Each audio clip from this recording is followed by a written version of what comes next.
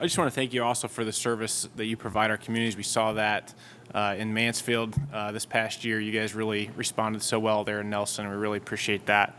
I wanted to talk a little bit. Last year we talked briefly about creating an accelerated class for those that have already completed Act 120. Mansfield University has an unbelievable Act 120 program.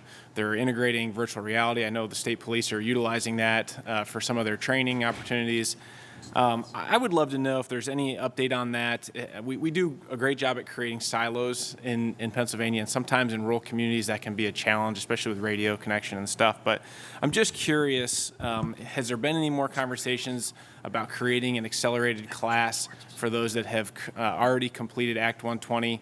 So maybe we could do an additional class every year and get more troopers out protecting the citizens of the Commonwealth. Yes, sir. Just it's still in the exploratory phases. We actually saw a study come back about 3 weeks ago from our Bureau of Talent Management. They were surveying a recent graduating cadet classes to determine how many had Act 120.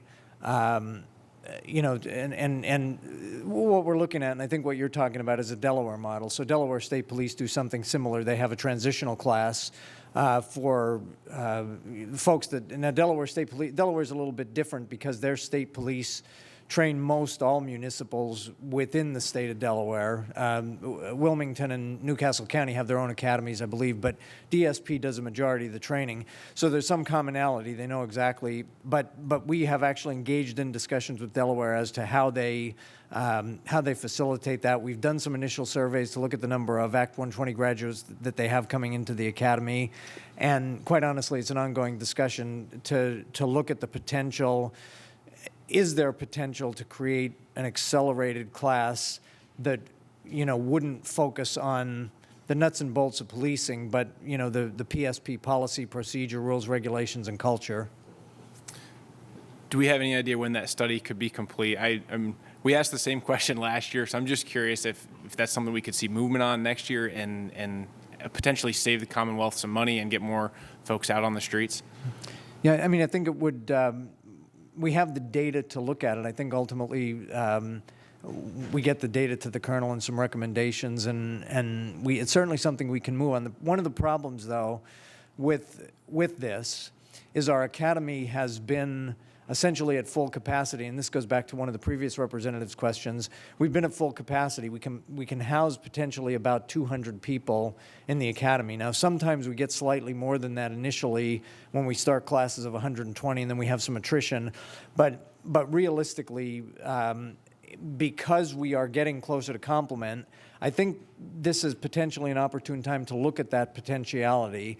Previously, when we were 500 or 600 vacancies, we simply didn't, we wouldn't have had the facilities to look at anything because we were trying to push as many classes through as possible to get us closer to complement. As we are fortunately getting closer to complement, I think that's the time that the discussion becomes ripe. I'd appreciate it if you'd continue to look at that. I did want to talk about the chargeback and the fee or tax, whatever we want to call it. I do have some concerns about that. I looked at the median household income for my counties, and I mean, we're talking a fair amount of money. I get calls every day from folks that are, especially senior citizens, that really, I mean, they're trying to make a decision whether they're going to stay in their home or pay their property tax. And to add one more fee, tax, whatever you want to call it, is a big ask, and it's a big concern for me. So I do have some concerns about that. We're going to be diving into this report a little bit more and continuing to look at that. So thank you for your time today. Sir, just a point of clarity, and we should clarify it so we know what numbers we're talking about. I think the title in the model is headed median income. That actually came from the state data center. We clarified that that's total household income for individuals living in the household over age 15. And it does include retirement income. So when we looked at those numbers, they seemed high to be medians. They are, in fact, not medians. They are total household income. So as you engage in discussions, I just wanted to make that clear.